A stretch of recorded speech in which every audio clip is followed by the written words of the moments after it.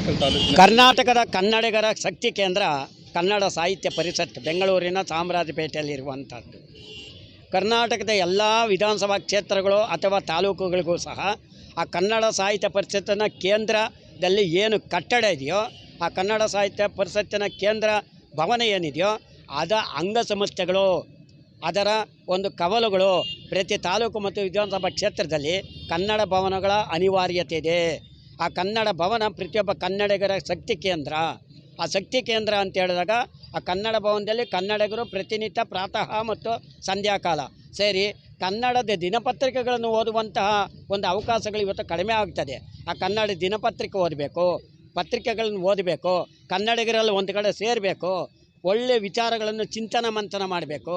ಆ ಚಿಂತನ ಮಂಥನ ಮಾಡಲಿಕ್ಕೆ ಒಂದು ಅವಕಾಶ ಬೇಕು. ಹಾಗೂ ಕನ್ನಡಿಗರೆಲ್ಲ ಮಾಸಕ್ಕೋ ವಾರಕ್ಕೋ ತಿಂಗಳಿಗೋ ಅಥವಾ ಒಂದು 3 ತಿಂಗಳಿಗೋ ಅವರು ಸೇರಿ ಕನ್ನಡದ ಮುಂದಿನ ಕಾರ್ಯಕ್ರಮಗಳೇನು, ಕನ್ನಡಿಗರ ಮುಂದಿನ ಸವಾಲುಗಳೇನೇನು, ಕನ್ನಡ ಸಾಹಿತ್ಯ ಪರಿಷತ್ತಿನ ಮುಂದಿನ ಜವಾಬ್ದಾರಿಯುತವಾದಂಥ ಸಾಧನೆಗಳ ಒಂದು ನಕ್ಷೆ ಏನು ಚರ್ಚೆ ಮಾಡಬೇಕಾದ್ರೆ ಇರಲಿಕ್ಕೆ ಒಂದು ಸ್ಥಳ ಬೇಕು. ಆ ಸ್ಥಳನೇ ಕನ್ನಡ ಭವನ. ಆ ಕನ್ನಡ ಭವನ ಕನ್ನಡಿಗರ ಶಕ್ತಿ ಕೇಂದ್ರ.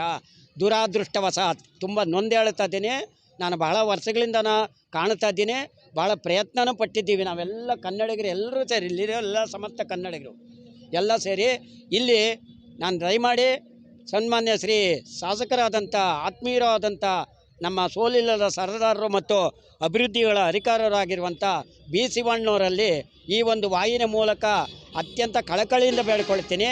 ನೀವು ಅನೇಕ ಕಟ್ಟಡಗಳನ್ನು ಕಟ್ಟಿಸುವಂಥ ರೂವಾರಿಯಾಗಿದ್ದೀರಿ. ನೀವು ಶಾಸಕರಾದ ಮೇಲೆ ಒಂದು ನಿಮ್ಮಲ್ಲಿ ಕಳಕಳಿಯಿಂದ ನಮ್ಮ ಆನೇಕಲ್ ವಿಧಾನಸಭಾ ಕ್ಷೇತ್ರ ಕನ್ನಡ ಸಾಹಿತ್ಯ ಪರಿಷತ್ತಿನ ಅಧ್ಯಕ್ಷರಾಗಿ ಕೋಶಾಧಿಕಾರಿಗಳು ಎಲ್ಲ ಪದಾಧಿಕಾರಿಗಳ ಮೂಲಕ ಸಮಸ್ತ ಕನ್ನಡಿಗರ ಮೂಲಕ ನಾನು ಒಂದು ಕೈ ಮುಗಿದು ನಿಮ್ಮನ್ನೇ ಮನವಿ ಮಾಡಿಕೊಳ್ಳೋದೇನೆಂದರೆ, ನೀವು ಶಾಸಕರಾಗಿ ನಿಮ್ಮ ಹೆಸರು ಅಮರವಾಗಿ ಉಳಿಯುವಂಥ ಕಾರ್ಯ ಅಂದರೆ ಕನ್ನಡ ಭವನವನ್ನು ನಿರ್ಮಾಣ ಮಾಡುವಂಥಕ್ಕೆ ನೀವು ನಿಮ್ಮ ಇಚ್ಛಾಶಕ್ತಿಯನ್ನು ವ್ಯಕ್ತಪಡಿಸಬೇಕಂತ ನಾನು ಬೇಡಿಕೊಳ್ತೀನಿ. ಖಂಡಿತ ನಿಮಗೆ ಅದ್ರ ಇಚ್ಛಾಶಕ್ತಿ ಇದೆ.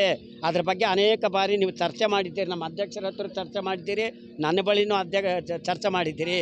ನೀವು ಮಾಡಿದಂಥ ಚರ್ಚೆಯನ್ನು ಕಾರ್ಯರೂಪಕ್ಕೆ ಬಹುಬೇಗ ತಂದು ಸಾಧ್ಯವಾದರೆ ಈ ವರ್ಷದೊಳಗಾಗಿ ಮುಂದಿನ ವರ್ಷದ ಕಾರ್ಯಕ್ರಮದೊಳಗಾಗಿ ನಾವು ಆನೇಕಲ್ ವಿಧಾನಸಭಾ ಕ್ಷೇತ್ರದ ಕನ್ನಡ ಸಾಹಿತ್ಯ ಪರಿಷತ್ತಿಗೆ ಇರುವಂಥ ಒಂದು ಪ್ರಧಾನವಾದಂಥ ಶಕ್ತಿ ಕೇಂದ್ರ ಅಥವಾ ಕನ್ನಡದ ಭವನದ ಮುಂದೆಯಿಂದನೇ ನಮ್ಮ ಕರ್ನಾಟಕ ರಾಜ್ಯ ರಸ್ತೆ ಸಾರಿಗೆ ನಿಗಮದ ಎಲ್ಲ ಪದಾಧಿಕಾರಿಗಳು ಏನು ಇವತ್ತು ಸಹಕಾರ ಕೊಟ್ಟರು, ಅವ್ರ ಮುಖಾಂತರನೇ ಈ ರೀತಿ ವಾಹನ ವ್ಯವಸ್ಥೆ ಮಾಡಿ ಅಲ್ಲಿಂದಲೇ ಕಳಿಸ್ಬೇಕು, ಅದಕ್ಕೆ ಅವಕಾಶ ಮಾಡಬೇಕಂತ ಮಾನ್ಯ ಶಾಸಕರಲ್ಲೂ ಮತ್ತು ನಮ್ಮ ಸ್ಥಳೀಯ ಎಲ್ಲ ಪ್ರತಿನಿಧಿಗಳು, ವಿಶೇಷವಾಗಿ ನಮ್ಮ ಪುರಸಭೆಯ ಅಧ್ಯಕ್ಷರು ಉಪಾಧ್ಯಕ್ಷರು ಎಲ್ಲ ಸದಸ್ಯರುಗಳಲ್ಲಿ ಕಳಕಳಿಯಿಂದ ಬೇಡಿಕೊಳ್ತೀನಿ. ನೀವು ಗುರುತಿಸಬೇಕು ಸ್ಥಳ, ಪುರಸಭೆಯವರು ಸ್ಥಳ ಗುರುತಿಸಿ, ಇದು ಕನ್ನಡಿಗರ ಶಕ್ತಿ ಕೇಂದ್ರಕ್ಕೆ ನಮ್ಮೆಲ್ಲರ ಶಕ್ತಿ ಕೇಂದ್ರ. ಈ ಸ್ಥಳ ನಾವು ನಿಮಗೆ ವ್ಯವಸ್ಥೆ ಮಾಡಿಕೊಟ್ಟಿದ್ದೀವಿ. ಈ ವ್ಯವಸ್ಥೆ ಮಾಡಿಕೊಟ್ಟಿರುವ ಸ್ಥಳದಲ್ಲಿ ಶಾಸಕರ ಒಂದು ಅನುದಾನದಿಂದ ಕನ್ನಡ ಭವನವನ್ನು ಕಟ್ಟಿಸಿಕೊಳ್ಳಲಿಕ್ಕೆ ವ್ಯವಸ್ಥೆ ಮಾಡಿಕೊಳ್ಳಿ ಅಂತ ನೀವು ಅನುಗ್ರಹ ಕೊಡಬೇಕು. ಇಲ್ಲೇ ಪುರಸಭೆ ಎದುರಲ್ಲೇ ಮಾತಾಡ್ತಾ ಇದ್ದೀವಿ ನಾವು.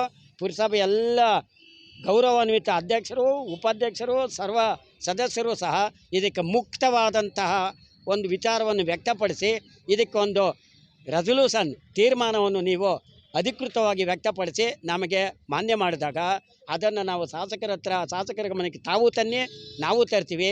ಶಾಸಕರನ್ನು ನಾವು ಮನವಿ ಮಾಡಿಕೊಳ್ಳಲು ಕನ್ನಡದ ಶಕ್ತಿ ಕೇಂದ್ರ ಅಥವಾ ಕನ್ನಡ ಭವನ ಆನೇಕಲ್ ನಿರ್ಮಾಣ ಆಗುತ್ತೆ ಅನ್ನೋ ಒಂದು ಆಶಾಭಾವನೆ ವ್ಯಕ್ತಪಡಿಸ್ಬೇಕು ಅಂದ್ಬಿಟ್ಟು ಪುರಸಭೆಯ ಸರ್ವ ಸದಸ್ಯರಿಗೂ ಮತ್ತು ನಮ್ಮ ವಿಶೇಷವಾಗಿ ಶಾಸಕರಿಗೂ ಈ ವಾಹಿನಿ ಮೂಲಕ ವಿಶೇಷವಾಗಿ ನಾನು ಮುಗಿದ ಕೈ ಭಾಗಿದದಲ್ಲಿ ತುಂಬುವುದರಿಂದ ವಿನಮ್ರಪೂರ್ವಕವಾದಂಥ ವಿನಂತಿಯನ್ನು ಮಾಡಿಕೊಳ್ತಾ ಇದ್ದೀನಿ.